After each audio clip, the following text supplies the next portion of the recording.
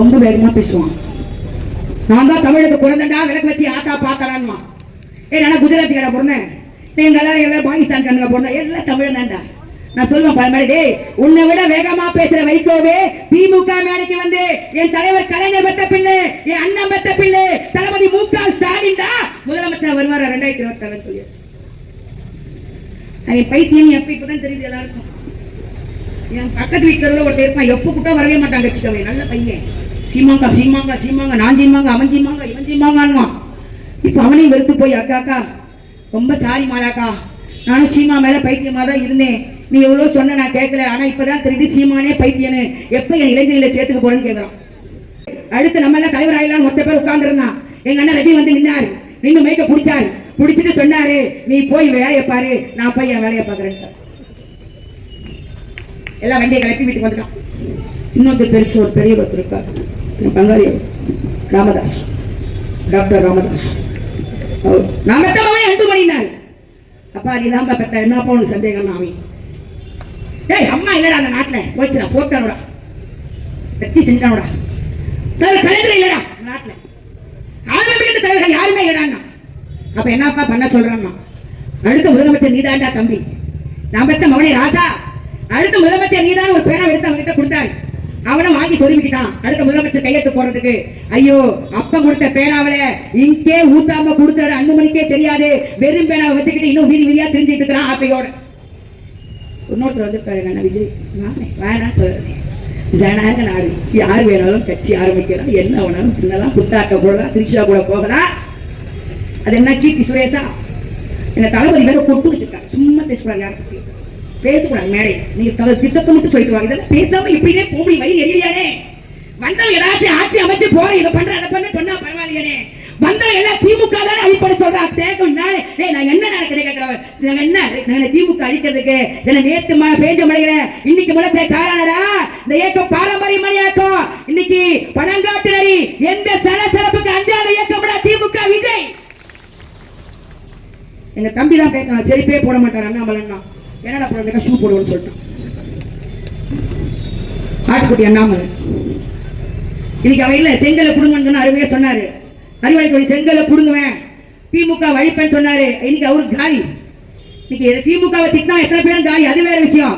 நினைச்சு பாருங்க, அண்ணாமலை கையில் ஒரு முறை பேட்டி கேட்டார் ரங்கராஜ் பாண்டே, அவர் உட்கார வச்சு கேட்டார், அண்ணாமலை நீ விஸ்வாமித்திர வீட்டுக்கு பக்கத்து வீட்டுக்காரன்னு சொல்ற, நீ பொய்யே சொல்ல மாட்டேன்னு சொல்ற, நாட்டு மக்களுக்காக உழைப்பேன்னு சொல்ற, மோடிக்கு ஜாதா போடுவேன்னு சொல்ற, அமித்ஷா உன் சட்ட பாக்கெட்ல சொல்ற, நிர்மலா சீதாராம உன் பேண்ட் பாக்கெட்ல சொல்ற, எல்லாம் கரெக்ட் தான், பிரச்சனை இல்ல. ஆனா நீ வருமானமே இல்லாத, நீ வெறும் பையன், நீ ஐபிஎஸ் படிச்சுட்டு போலீஸ் வேலையே பார்க்காத, சம்பளமே வாங்காத, அங்க லஞ்சம் வாங்கிட்டு விரட்டி அடிக்கப்பட்ட நீ 3,75,000 இருக்கிற வீட்டுல குடியிருக்கியடா தம்பி, யாரா கொடுத்ததுன்னு கேட்டா அவன் சொன்னான், நானே நான் அந்த காசெல்லாம் சம்பாதிக்கல, அது என் நண்பன் தான் வாடகையா தரான்னு சொன்னானா பேட்டியில. உடனே மறுபடியும் கேட்டானா, வீட்டுக்கு வாடகை தரானே பரவாயில்ல, ஆனா நீ பவனி போறிய காரு கோடிக்கணக்கான ரூபாய் போட்டு வாங்கி கொடுத்துருக்காங்க மோடி, இவக்கு அந்த கார் யாருடா கொடுத்ததுன்னா மோடி கொடுத்தது இல்ல, அதுவும் என் நண்பன் தான் கொடுத்தது. காருக்கு எப்படிடா டீசல் போடுறான்னு கேட்டா என் நண்பன் தான் டீசல் போடுறான்னு சொன்னானா, அதுவும் பரவாயில்ல. காருக்கு டிரைவர் வச்சிருக்கியே யாரா சம்பளம் கொடுத்ததுன்னு கேட்டா அதுவும் என் நண்பன் தான் தாரான்னு சொன்னானா, அதெல்லாம் கரெக்டர் அண்ணாமலை, உன் வராண்டவள அழகான ஆண் பிள்ளை விளையாடுது யாருன்னு கேட்டா அதையும் என் நண்பன் தான் கொடுக்குறேன்னு சொல்லிட்டு. நீங்க எல்லாம் இந்த நாட்டுல வந்து என்னடா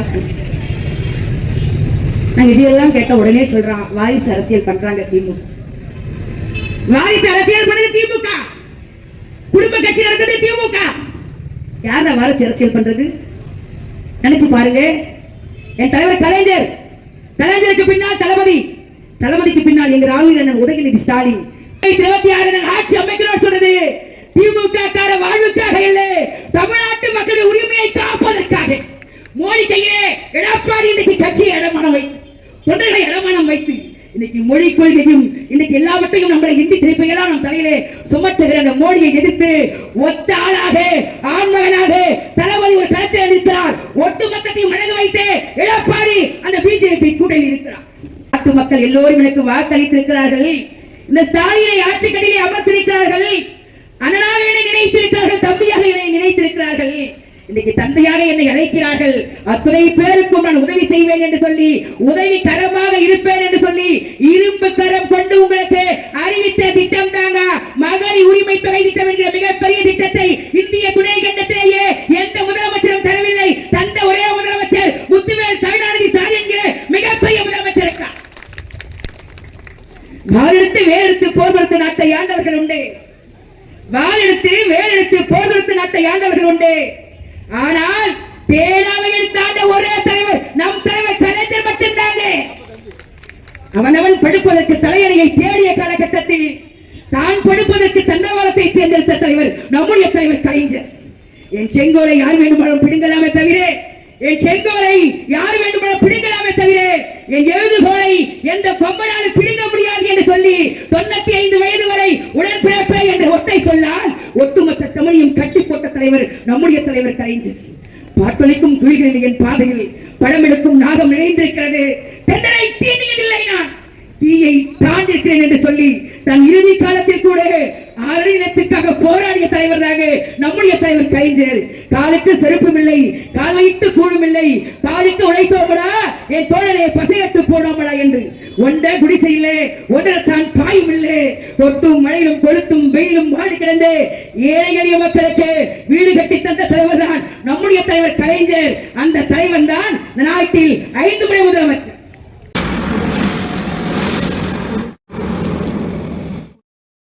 நம்ம எப்ப ஆட்சிக்கு வந்தோம்?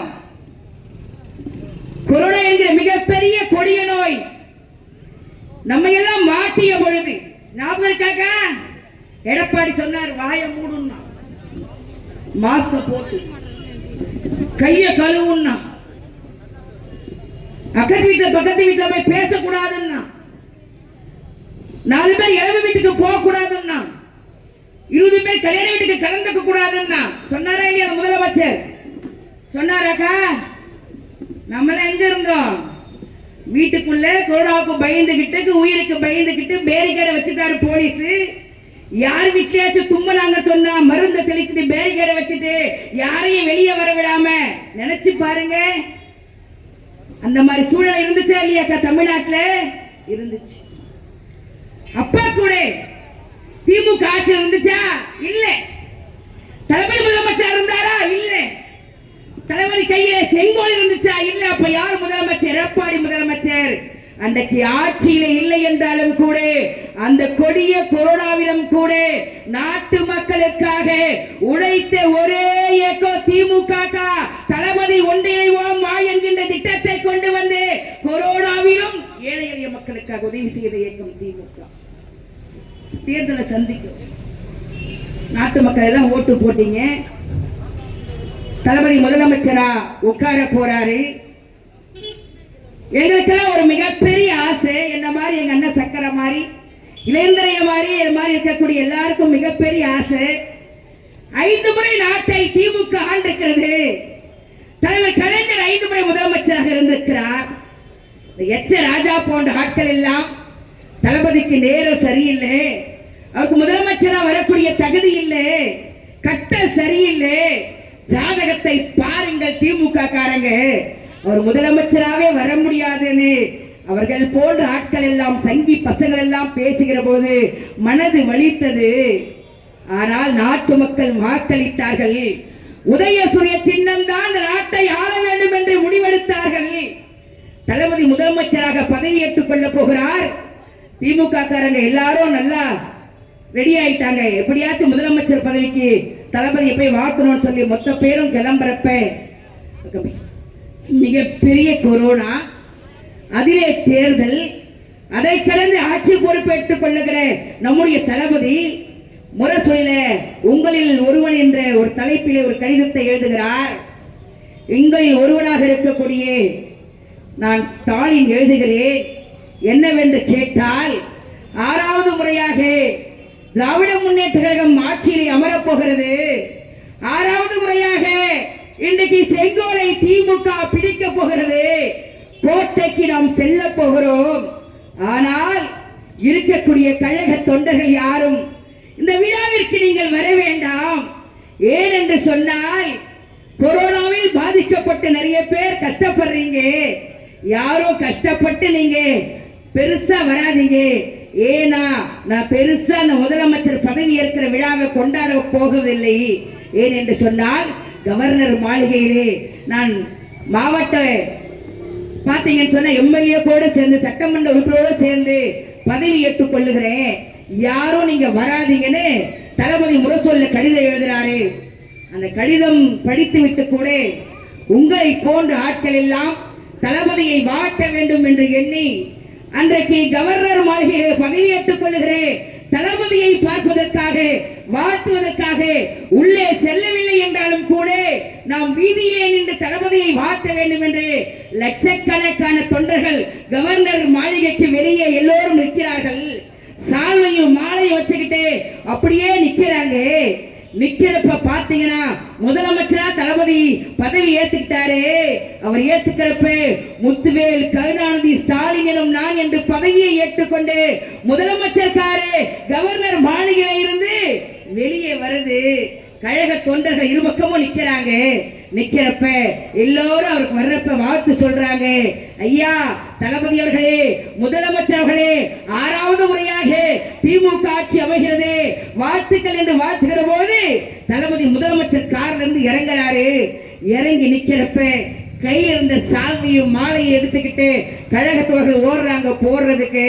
போயிட்டு போடுறப்ப உடனே தளபதி எல்லோரையும் வேணான்னு சொல்றாரு. மாலை வேணாம் ஐயா, எனக்கு சால்வை வேணான்னு சொல்றாரு. கழக தோழர்களுடைய முகம் வாடி போது உடனே எல்லாரும் வெறுக்க பாக்குறாங்க. அப்பதான் சொன்னாரு தளபதி, என்னுடைய மனதிலே இன்றைக்கு பாத்தீங்கன்னா வேதனை இருக்கிறது, என் மனதிலே இன்றைக்கு பெரிய சோகம் இருக்குது. சந்தோஷமாக நான் முதலமைச்சர் பதவியை ஏற்றுக்கொள்ளவில்லை, கனத்த இதயத்தோடுதான், கனமான இதயத்தோடுதான் கவர்னர் மாளிகையிலே நான் முதலமைச்சர் பதவியை ஏற்றுக்கொண்டேன். ஏன் என்று சொன்னால் கொரோனாவிலே பாதிக்கப்பட்டு 36,000 பேருக்கு மேலே இன்றைக்கு அரசு மருத்துவமனையிலே தனியார் மருத்துவமனையிலே படுக்கை அறை வசதியின்றி ஆக்சிஜன் இன்றி உயிருக்கு போராடக்கூடிய நிலைமையிலே என்னுடைய தமிழ்நாட்டு மக்கள் கிடத்தி வைத்திருக்கிறார்கள். அவரை காப்பாற்ற வேண்டிய பொறுப்பு எனக்கு இருக்கு. இந்த நிலையை எனக்கு சால்வைய வேண்டாம், மாலைய வேண்டாம், இழிப்பு கொடுக்க வேண்டாம், பட்டாசு வெடிக்க வேண்டாம் என்று சொல்லி தளபதி முதலமைச்சர் காரிலே ஏறி தலைமை செயலகத்துக்கு வருகிறார். தலைமை செயலகத்துக்கு வந்து அரசு துறை அதிகாரிகளை, சுகாதாரத்துறை அதிகாரிகளை அழைக்கிறார். எல்லோரும் வந்து நிற்கிறார்கள். கேட்கிறார், கொரோனா இன்றைக்கு எந்த நிலையிலே இருக்கிறது என்று கேட்கிறார்கள். அப்ப அதிகாரிகள் பதில் சொல்றாங்க, ஐயா ஆக்சிஜன் இல்லை ஐயா, நம்மளுக்கு தேவையான ஆக்சிஜன் இன்றைக்கு தமிழ்நாட்டில் இல்லை. அப்ப எடப்பாடி என்ன செய்தார் என்று கேட்கிறார். எடப்பாடி எதை பற்றியும் கவலைப்படவில்லை, யாரையும் காப்பாற்றுவதற்கு அவர் தயாராக இல்லை. ஆக்சிஜன் இல்லையா, மிஞ்சி மிஞ்சி போனா ஒரு 20 பேர் 30 பேரை தான் காப்பாற்ற முடியும், அந்த அளவுக்கு தான் ஆக்சிஜன் இருக்கு, அத்தனை பேரையும் காப்பாற்ற முடியாதுன்னு அதிகாரிகள் கணக்கு சொல்றாங்க. அப்ப தளபதி கேட்கிறாரு, அந்த ஆக்சிஜன் எங்கய்யா கிடைக்குது சொல்லுங்க ஐயான்னு கேட்கிறப்ப அதிகாரிகள் சொல்றாங்க, ஐயா சிரியா நாட்டுக்காரன் உற்பத்தி பண்ணி அதிக விலைக்கு விற்கிறோம் சொல்லி பதப்படுத்தி வச்சிருக்கான், அவருக்கு தொடர்பு கொண்டு நீங்க பேசுறீங்கன்னு சொன்னா கண்டிப்பா ஆக்சிஜனை வாங்கி வர முடியும், காப்பாற்ற முடியும்னு சொல்லி அந்த அதிகாரிகள் வாக்கு தராங்க. உடனே தளபதி கிஞ்சிட்டும் சிந்திக்காமல் சிரியா நாட்டுக்காரனுக்கு அதிபருக்கு தொடர்பு கொண்டு பேசுகிறார். என் நாட்டு மக்கள் உயிருக்கு போராடி கொண்டிருக்கிறார்கள், அவர்களை காப்பாற்ற வேண்டிய பொறுப்பை நாட்டு மக்கள் எனக்கு தந்திருக்கிறார்கள். ஆகவே எத்தனை விலையாக இருந்தாலும் பரவாயில்லை, என் உயிரையும் நீங்கள் எடுத்துக் கொள்ளுங்கள், எங்கள் நாட்டு மக்கள் பிழைப்பதற்கு ஆக்சிஜனை தாருங்கள் என்று கேட்டு இன்றைக்கு தமிழ்நாட்டிலே ஆக்சிஜனை கொண்டு வந்து ஒரே தமிழன் கூட, ஒரே தமிழச்சி கூட தளபதி பொறுப்பேற்ற பிறகு சாகவில்லை என்கின்ற வரலாற்று நிமித்த ஆட்சினாங்க திராவிட மாடல் ஆட்சி. அதனால் நாட்டு மக்கள் மத்தியிலே நாங்கள் வந்து நின்று கொண்டோம். அப்ப யார் சிறந்த முதலமைச்சர்? தளபதி இல்லையாக்கா? பதவி ஏற்கிறப்ப அந்த நிருபர்கள் வந்து கேட்கிறாங்க, நீங்க முதலமைச்சரா பதவி ஏற்றீங்களே என்ன சொல்ல போறீங்க நாட்டு மக்கள் கேட்கிறப்ப அப்ப தளபதி சொன்னாரு, வாக்களித்த மக்களுக்கு மட்டுமல்ல வாக்களிக்காத மக்களுக்கும் நான் ஆட்சி செய்வது சொன்னவர் தான் நம்முடைய தளபதி. எல்லோருக்கும் 1000 ரூபாய் தருவது ஒன்றும் பிரச்சனை கிடையாது. இப்ப கூட ஜூன் மாசம் அப்ளை பண்ணுங்க, கிடைக்காதவங்க அப்ளை பண்ணுங்க, போடுறேன்னு உடனே அக்கௌண்ட்ல வரும்னு சொல்லியிருக்காரு. கண்டிப்பா நாங்க நிறைய கூட்டத்துல பேசுவோம். எல்லா திட்டத்தையும் கொடுத்தோம்ல, இல்லம் தேடி கல்வி, வீடு தேடி மருத்துவம், இன்னுயிர் காக்க 48 மணி நேர திட்டம், காலை சிற்றுண்டி திட்டம், சுயஉதவி குழுக்கள் பெண்களுக்கு, இப்படியே பேசிட்டு இருக்கிறப்ப இந்த 1000 ரூபாய் கொடுக்காதப்ப பாத்தீங்கன்னா பின்னாடி உட்கார்ந்து இருப்பாங்க எல்லாரும் குச்சு குச்சுன்னு பேசுவாங்க, முன்னாடி இருக்கவங்களாம் குச்சு குச்சுன்னு பேசுவாங்க. நான் பின்னாடி இருக்கிற எங்க அண்ணன் சக்கரை மாதிரி ஆளை கேட்பேன், ஆனா என்னன்னு நாங்க மாட்டு பேசிட்டு இருக்கிறோம், அவங்க எல்லாம் ஏதோ பேசிட்டு இருக்காங்களே என்னன்னு கேட்கிறப்ப சக்கரை மாதிரி ஆளு சொல்லுவாங்க, அது ஒண்ணும் இல்லம்மா மொத்தம் கொடுத்தீங்க அதெல்லாம் ஓகேதான், இந்த 1000 ரூபாய் தளபதி எப்ப கொடுப்பாருன்னு கேட்டு சொல்லுவாங்க. உடனே நாங்க சொல்லுவோம் அதே மேடையில, அன்பு பெரியவர்களே, அருமை தாய்மார்களே, நீங்கள் பயன்படுத்துகின்ற நீங்கள் குழந்தைகளுக்கு கொடுக்கக்கூடிய தாய்ப்பால் எப்படி வெண்மையானதோ, நீங்கள் தாய்ப்பால் கொடுக்கிறீர்களே அது எப்படி புனிதமானதோ சத்தியமானதோ, அதை போல என் தளபதி கொடுத்த வாக்குறுதியோ சத்தியமான வாக்குறுதி தருவோம் என்று சொன்னோம். கடந்த செப்டம்பர் 14ஆம் தேதி பாத்தீங்க சொன்னா அண்ணா பிறந்த தினத்தன்று அத்தனை பேருக்கு 1000 ரூபாய் கொடுத்தோம். பார்க்கணும் அதிமுக ஒரே அளவு, என் சின்ன வீட்டுக்கு வரல, நடு வீட்டுக்கு வரல, மேல் வீட்டுக்கு வரல, எங்க டீ கடையில தான் சொல்லுவான் அத்தனை ஊட்டையும். அதான் சொன்னாரு ஜூன் மாசம் எத்தனை வீடு இருந்தாலும் பரவாயில்லடா, சிவி சண்முகம் அப்ளை பண்ண சொல்லு, மொத்த பேருக்கும் கொடுத்துருன்னு சொல்லிட்டாரு. நினைச்சு பாருங்கக்கா, நம்ம பெற்ற அப்பா அம்மா கூட, நம்ம உடன் பிறந்த சகோதரிகள் சகோதரர்கள் கூட, ஏன் நம்ம பெற்ற பிள்ளை கஷ்டப்பட்டு படிக்க வச்சு ஐடி கம்பெனிக்கு வேலை பார்க்க வச்சு கை நிறைய சம்பாதிக்குது, பார்க்கற அக்கௌண்ட்ல அப்படியே பணமா வந்து கொட்டு. ஒரு 1000 ரூபாய் ஒரு மாசம் வாங்கிட்டு மறுநாள் மாசம் 1000 ரூபாய் கேட்கறதுக்கு நம்ம பம்பரம், கொடுக்கறதுக்கு அவன் பம்பரம் இல்லையா? ஒரு அம்மா வீட்டுக்கு போயிட்டோம்னா 200 ரூபாய் கொடுக்கறதுக்கு அன்னைக்கு தெரியாம அண்ணங்காரன் 4 8 மடிச்சு கொண்டு வந்து கிழிச்சு போயிடக்கூடாது நோட்டு. அப்படியே வச்சுக்கோ வச்சுக்கோ வச்சுக்கோ வச்சுக்கோன்னு கதவுக்கு பின்னாடி வச்சுட்டு அன்னைக்கு தெரியக்கூடாதுன்னு சொல்லிட்டு போயிடுவான். இதெல்லாம் நடக்குதா இல்லையாக்கா? நடக்குதா இல்லையா? நான் பொய்யா சொல்றேன்? ஆரணி மாலை எவ்வளவு பிரச்சனை இருக்கு பெண்களுக்கு நினைச்சு பாருங்க. நம்ம தாய் கட்டின புருஷன் தொட்டு பார்த்து அம்மி விதிச்சு அறுத்தடி பார்த்து எல்லாருமே தாலி கட்டின புருஷன் 100 ரூபாய் கொடுத்து 3 நாளைக்கு பிடிச்சுக்கணும் கேட்பார். கேட்கிறாரா இல்லையாக்கா? அதுவும் அந்த நடுத்துண்டும் வரலன்னா வேற மாதிரி பேசுவார் இல்லையா? ஆனா எதையுமே எதிர்பார்க்காத தளபதி தான் இன்றைக்கு நாட்டு மக்கள் எல்லோரும் எனக்கு வாக்களித்திருக்கிறார்கள். இந்த ஸ்டாலினை ஆட்சி கட்டிலே அமர்த்திருக்கிறார்கள். அண்ணனாக என்னை நினைத்திருக்கிறார்கள், தம்பியாக என்னை நினைத்திருக்கிறார்கள், இன்னைக்கு தந்தையாக என்னை அழைக்கிறார்கள். அத்துணை பேருக்கும் நான் உதவி செய்வேன் என்று சொல்லி, உதவி கரமாக இருப்பேன் என்று சொல்லி, இரும்பு கரம் கொண்டு உங்களுக்கு அறிவித்த திட்டம் தாங்க மகளிர் உரிமை தொகை திட்டம் என்கிற மிகப்பெரிய திட்டத்தை இந்திய துணை கண்டத்திலேயே எந்த முதலமைச்சரும் தரவில்லை. தந்த ஒரே முதலமைச்சர் முத்துவேல் கருணாநிதி ஸ்டாலின் என்கிற மிகப்பெரிய முதலமைச்சருக்கா. வாளெடுத்து வேலெடுத்து போர் தொடுத்து நாட்டை ஆண்டவர்கள் உண்டு. வாளெடுத்து வேலெடுத்து போர் தொடுத்து நாட்டை ஆண்டவர்கள் உண்டு. ஆனால் பேனாவை எடுத்து ஆண்ட ஒரே தலைவர் நம் தலைவர் கலைஞர் மட்டும்தாங்க.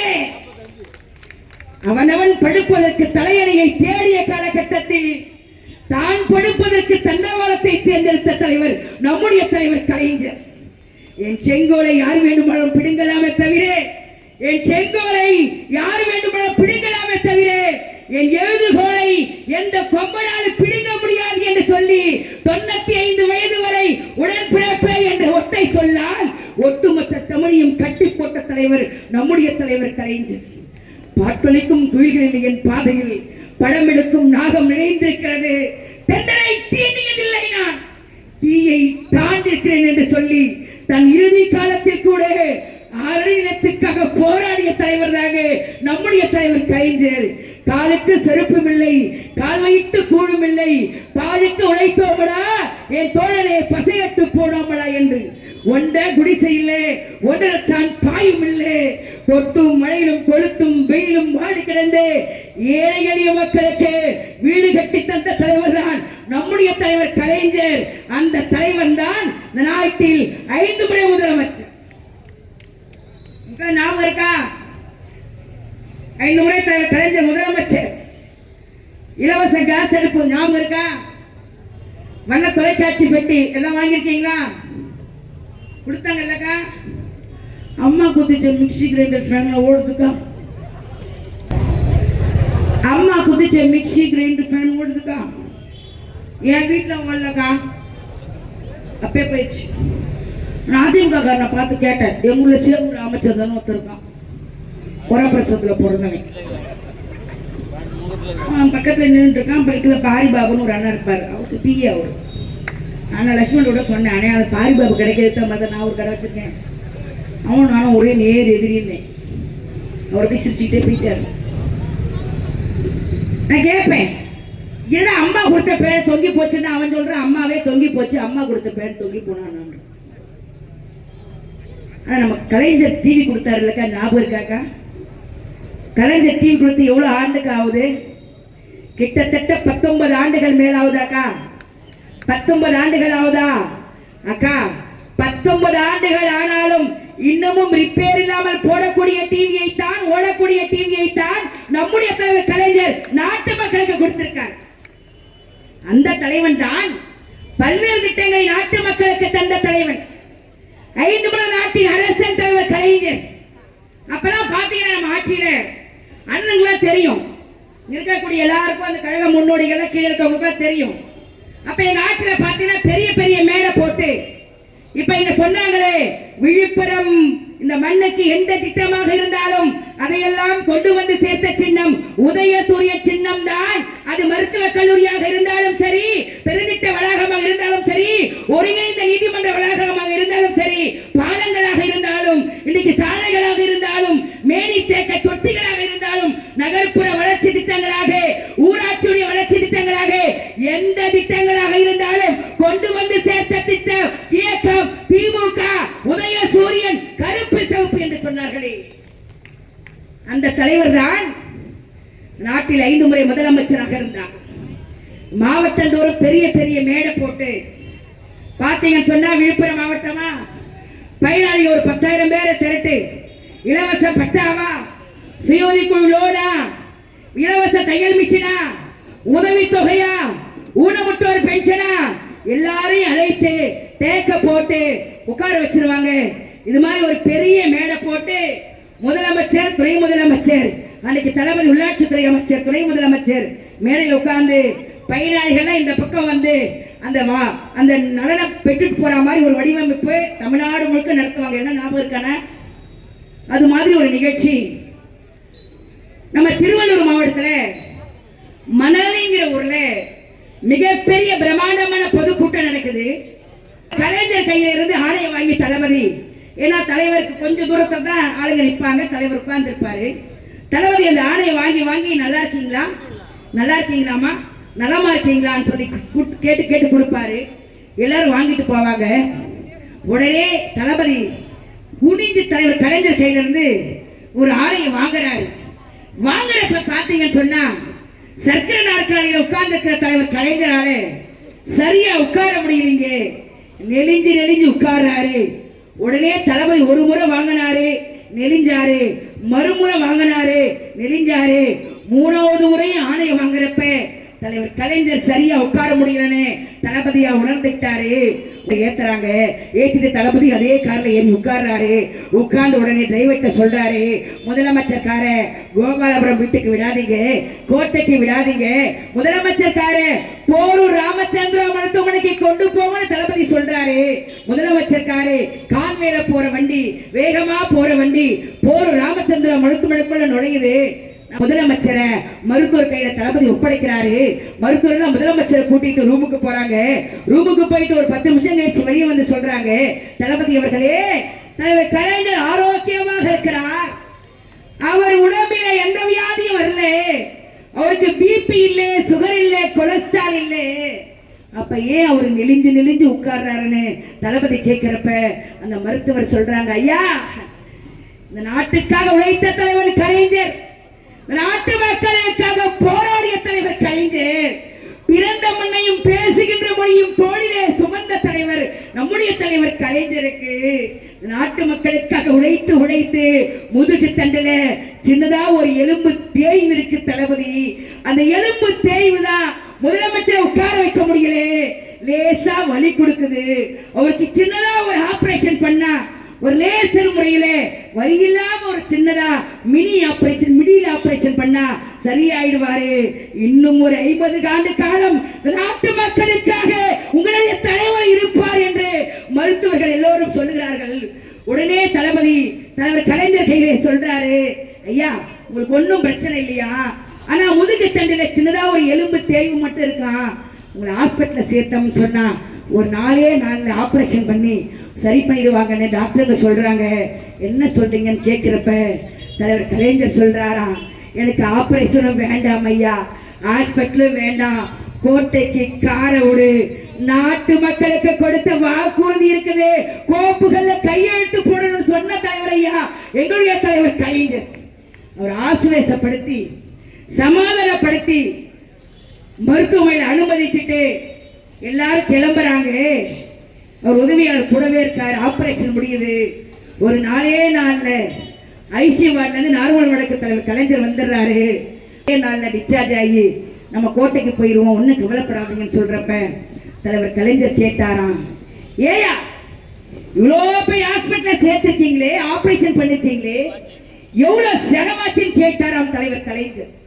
அப்பதான் அமைச்சர் பெருமக்கள் சொன்னாங்களாம், இந்த நாட்டு முதலமைச்சர் நீங்க போய் கணக்கை கேட்கலாமா, எவ்வளவு செலவாச்சுன்னு கேட்கறீங்களே, என்ன நியாயம் நீங்க கேட்கலாமான்னு கேட்கிறப்பதான் தலைவர் கலைஞர் சொன்னாரா, ஆமாயா இந்த நாட்டு முதலமைச்சர் தான் நானு, அதனாலதான் எனக்கு கொண்டு வந்து இவ்வளோ பெரிய ஹாஸ்பிட்டல சேர்த்து இன்னைக்கு ஆபரேஷன் பண்ணிருக்கீங்க.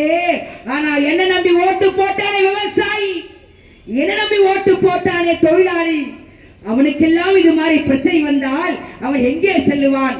சாதாரண மருத்துவமனைக்கு தானே செல்ல முடியும், அவனுக்கு அங்க என்ன சிகிச்சை அளிக்கப்படும் சொல்லுங்க ஐயா, எவ்வளவு செலவாச்சுன்னு கேட்டாராம் தலைவர் கலைஞர். அப்பதான் அமைச்சர் பெருமக்கள் சொன்னார்களாம், அதிகாரிகள் சொன்னார்களாம், ஒன்றும் பெருசா இல்லைங்க, ஒரு 3 லட்சம் 4 லட்சம் செலவாயிருக்கும் சொல்ல போது தலைவர் கலைஞர் போரூர் ராமச்சந்திரா மருத்துவமனையிலே படுத்துக்கொண்டு ஒரு பேப்பரை கொடு, ஒரு பேனாவை கொடு என்று வாங்கி அறிவித்த திட்டம் தாங்க கலைஞர் காப்பீடு திட்டம் என்கிற மிகப்பெரிய திட்டத்தை நாட்டு மக்களுக்கு, விவசாய மக்களுக்கு, தொழிலாளர் மக்களுக்கு, தாழ்த்தப்பட்ட மக்களுக்கு, ஒடுக்கப்பட்ட மக்களுக்கு, ஓரம் கட்டப்பட்ட மக்களுக்காக கொண்டு வந்த ஆட்சியாக திமுக ஆட்சி. சிவி சண்முகம் எங்க ஆட்சியை குறை சொல்றியா? தமிழ்நாட்டு வீதிகள்ல யாரும் அடிபட்டு செத்ததா வரலாறு இருக்கக்கூடாது.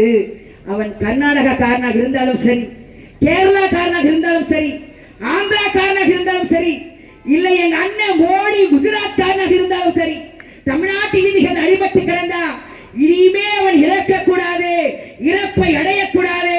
அவனை கொண்டு வந்து மிகப்பெரிய மருத்துவமனைகள், மல்டி ஸ்பெஷாலிட்டி போன்ற மருத்துவமனை சேர்த்தாலும் கூட 48 மணி நேரம் ஆகக்கூடிய செலவை அரசாங்கமே ஏற்றுக்கொள்ளும் என்கிற மிகப்பெரிய திட்டத்தை கொண்டு வந்த ஆட்சி தாங்க எங்கள் ஆட்சி. செங்கல்பட்டு மாவட்டத்துக்கு தளபதி ஒரு பள்ளிக்கூடத்துக்கு ஆய்வுக்கு போறாரு. ஆரம்ப பாடசாலைக்கு ஆய்வுக்கு போறப்ப ஆய்வு பண்றப்ப சிஓ ஏஓ மொத்த பேர் நிக்கிறாங்க ஒட்டுக்கா. தளபதி ரூம்ல போய் ஆய்வு பண்றேன். ஆய்வு பண்றப்ப அந்த 3வது பெஞ்ச் இருக்கிற ஒரு பொம்பளை பிள்ளை அழுதுகிட்டே இருக்கு. கையெழுத்து போடலான்னு போறாரு, அது அழுதுகிட்டே இருக்கு, சத்தம் காதுல கேக்குது. அப்படியே விட்டுட்டு பின்னாடி நகர்ந்து போய் அந்த பொம்பளை பிள்ளை கையில நிக்கிறாரு. ஏமா பாப்பா அழுவுறே, என்ன வேணும்? பிஸ்கெட் வேணுமா, பென்சில் வேணுமா, ரப்பர் வேணுமா, நோட்டு வேணுமா, என்னடா வேணும், சாக்லேட் வேணுமான்னு கேட்கிறாரு. அந்த பொம்பளை பிள்ளை சொல்லுது, ஐயா தாத்தா எனக்கு எல்லாம் கொடுத்துட்டாங்க தாத்தா, ஸ்கூல்ல எதுவும் பாக்கி வைக்கல. அப்ப மறுபடியும் தளபதி கேட்கிறாரு, அப்புறம் ஏமா அழுவுறன்னு கேட்கிறாரு. அப்ப அந்த பொம்பளை பிள்ளை சொல்லுது, தாத்தா வயிறு பசிக்குது தாத்தா. உடனே தளபதி கேட்கிற, என்னம்மா பசிக்குதா, காலையில சாப்பிடலையான்னு கேட்கிறாரு. காலையில சாப்பிடல தாத்தான்னு சொல்லுது. ஏமா உங்க வீட்டுல யாரும் இல்லையா, உனக்கு அப்பா இல்லையா, அம்மா இல்லையா, யாரும் இல்லையான்னு கேட்கிறாரு. அந்த பொம்பளை பிள்ளை சொல்லுது, எனக்கு அப்பாவும் இருக்காங்க தாத்தா, அம்மாவும் இருக்காங்க. அப்பா மூட்டை தூக்குறாரு, அதனால மார்க்கெட்டுக்கு 5 மணிக்கே போயிடுவாரு. அம்மா கொத்தனார் வேலை பார்க்கறாங்க, சித்தாள் வேலைக்கு 6 மணி வேலைக்கு இன்னைக்கு போயிட்டாங்க தாத்தா. நைட்டு சோறு இல்ல தாத்தா, தண்ணி ஊத்தி வைக்கல தாத்தா, பழைய சோறு இல்ல தாத்தா. அந்த பொம்பளை பிள்ளை சொல்லுது. உடனே தளபதி அதிகாரிகளை கூப்பிடுறாரு. இனிமே சகோதரி பெற்ற பிள்ளைகள், தமிழ்நாட்டில் இருக்கக்கூடிய சகோதரி பெற்ற பிள்ளைகள் இன்றைக்கு பட்டினியாக பள்ளிக்கூடத்துக்கு வரக்கூடாது என்று சொல்லி காலை உணவு திட்டம் மிகப்பெரிய திட்டத்தை நாட்டு மக்களுக்காக கொண்டு வந்த முதலமைச்சர் ஐயா, எங்கள் முதலமைச்சர் முத்துவேல் கருணாநிதி ஸ்டாலின். இப்படியெல்லாம் நாங்க பேசிட்டு இருக்கிறோம். வந்தவன் பணம்னா முதலமைச்சருங்கிறோம். என்னன்னே நான் நியாயமாக்கா? இடிச்சு பார்க்கறவளுக்கு ஒரு கோட்டு கட்டியா, எட்டி பார்க்கறவளுக்கு மொத்த கோட்டு கட்டி, எப்படிக்கா எட்டு?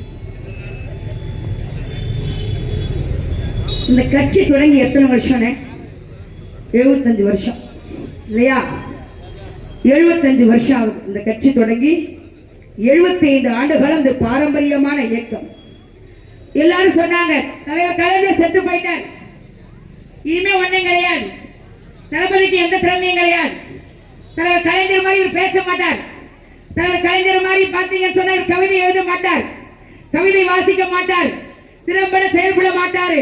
10 பேர் சொன்னப்ப தளபதி சொன்னாரு, தலைவர் கலைஞரை போல எனக்கு எழுத தெரியாது, கவிதை வாசிக்க தெரியாது, கவியரங்கம் பாட தெரியாது, ஆனால் தலைவர் கலைஞரை போல என்னால் உழைக்க முடியும் என்று சொன்னவர் தான் நம்முடைய தலைவர். இந்த இயக்கம் 75 ஆண்டு காலம். இப்போ வந்தவங்க மொத்த பேர் முதலமைச்சர். நம்ம என்ன வச்சிருக்கோம்னே? கிளை சார் வச்சிருக்கோமா? வாட்டர் சார் வச்சிருக்கோமா? ஊராட்சி வார்டு சார் வச்சிருக்கோமா? அதை மீறி ஊராட்சி சார் வச்சிருக்கோமா? அதை தாண்டி ஒன்றிய சார் வச்சிருக்கோமா? அதுக்கப்புறம் நகரம் வந்தால் பகுதி செயலாளர், நகராட்சி செயலாளர், மாவட்ட பிரதி, மாவட்ட செயலாளர் எல்லாரும் வச்சிருக்கோம். 23 சார்பு அணிகளை வச்சிருக்கோம். 23 அணியில அமைப்பாளர், துணை அமைப்பாளர், செயற்குழு உறுப்பினர், தலைவர், துணைத் தலைவர், பொருளாளர் எல்லாம் அப்படி வச்சிருக்கோம். அதையும் மீறி என்ன பண்றோம்? பூத் கமிட்டி வச்சிருக்கோம். பூத் கமிட்டியில BIA-C வச்சிருக்கோம், BIA-2 வச்சிருக்கோம். அதில் இளைஞணியை போடு, மாணவர் அணியை போடு, மகளிர் அணியை போடு, IT விங்க போடு, பொறியாளர் அணியை போடு, மொத்த பெரிய போட்டு தள்ளிட்டு இருக்கிறோம். நாங்களே டிங்கி அடிக்கிறோம்டா இல்லையா? தேர்தல் வந்தப்ப நாம என்ன பண்றோம்? ஒண்ணுமே இல்லையா அவனுக்கு? எல்லாம் நான் தான் முதலமைச்சர். ஃபர்ஸ்ட் வந்தோம். இப்ப நம்ம கிட்ட இருக்கான் ராஜ்யசபா எங்க அண்ணன் கமல், அவரு சூப்பர். எனக்கு வாழ்வாதாரமே உதயநிதி தான், உதயநிதி நம்பித்தான் நான் செல்கிறேன். நம்ம கிட்ட வந்துட்டேன். எங்க அண்ணன் சீமான் ஒருத்தர் கால காயங்கட சாமான் ரொம்ப வேகமா பேசுவான். நான் தான் தமிழுக்கு பிறந்தண்டா, விளக்கு வச்சு ஆத்தா பாத்தாரான்மா. நான் குஜராத்தி கடை பிறந்தேன், நீங்க எல்லாரும் பாகிஸ்தான் கண்ணுங்க பிறந்தேன், எல்லாம் தமிழ் தான்டா. நான் சொல்லுவேன் பல மேடை, டேய் உன்னை விட வேகமா பேசுற வைகோவே திமுக மேடைக்கு வந்து என் தலைவர் கலைஞர் பெத்த பிள்ளை, என் அண்ணன் பெத்த பிள்ளை தளபதி MK ஸ்டாலின் தான் முதலமைச்சர் வருவாரா 2024 சொல்லி. அவன் பைத்தியம் இப்பதான் தெரியுது எல்லாருக்கும். என் பக்கத்து வீட்டுல ஒருத்தர் இருப்பான், எப்ப கூட்டா வரவே மாட்டாங்க கட்சிக்கவே, நல்ல பையன். சீமாங்கா சீமாங்கா சீமாங்க, நான் சீமாங்க, அவன் சீமாங்க, இவன் சீமாங்கான்வான். இப்ப அவனையும் வெறுத்து போய் அக்கா அக்கா ரொம்ப சாரி மாலாக்கா, நானும் சீமா மேல பைத்தியமா தான் இருந்தேன், நீ எவ்வளோ சொன்ன நான் கேட்கல, ஆனா இப்பதான் தெரியுது சீமானே பைத்தியன்னு, எப்ப என் இளைஞர்களை சேர்த்துக்க போறேன்னு கேட்கிறான். அதை விட எங்க அண்ணன் ரஜினி பாவம், நடிகர்லாம் கட்சி தொடங்கினாங்கல்லனே, நிறைய எனக்கு ரஜினியை ரொம்ப பிடிக்கும்க்கா, ஒரு ஸ்டைல்லாம் ரொம்ப பிடிக்கும், நிறைய ரசிகர் மன்றம் இல்லையா ரஜினிக்கு, அது மறுக்க முடியாதுல்ல. நிறைய பேருக்கு உசு பேத்தி விட்டாரு, அடுத்த ஆட்சி நான் தாண்டாரு, நான் தாண்டா முதலமைச்சரு, ரசிகர் மன்ற தலைவர்லாம் எல்லாம் சேர்மன், எல்லாம் ஒன்றிய சேர்மன், நகராட்சி சேர்மன், மாநகராட்சி சேர்மன், சட்டமன்ற உறுப்பினர் எல்லாம் வந்துருவீங்கடா. எல்லாரையும் கூப்பிட்டான் ரஜினி. எங்க சென்னைக்கு வாங்க வாங்க, கட்சி ஆரம்பிக்க போற, கட்சி சின்னத்தை போற, கட்சி சின்னத்தை சொல்கிறேன், எல்லாத்தையும் சொல்கிறேன். வாங்க, ஒரு முறை கூப்பிட்டாங்க, மொத்த பேரும் போனாங்க, செலவு பண்ணிக்கின்னு உட்காந்தாங்க. சொன்னால் இன்னைக்கு ஏதோ வந்தாங்க, பார்த்தாரு. இன்னைக்கு பார்த்துட்டு அஷ்டமிங்க போயிட்டு அடுத்த வாரம் புதன்கிழமை வாங்கன்ட்டார். நம்ம சொந்த காசை செலவு பண்ணி சூனியை வச்சுக்கிட்டு மொத்த பேரை கிளம்பி போனவன் எல்லாம் வந்துட்டான். அடுத்த புதன்கிழமை சொல்லிட்டாருப்பா தலைவரன், அடுத்த புதன்கிழமையும் கிளம்புனான். போய் உட்கார்ந்தான். இன்னைக்கு அமாவாசை அறமுட்டான், அறிவிக்க கூடாதான்.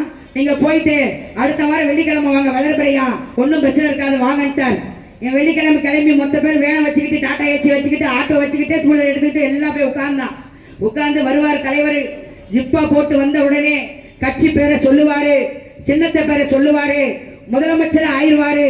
அடுத்து நம்ம எல்லாம் தலைவர் ஆயிடலாம். மொத்த பேர் உட்கார்ந்து இருந்தான். எங்க அண்ணன் ரஜினி வந்து நின்னாரு.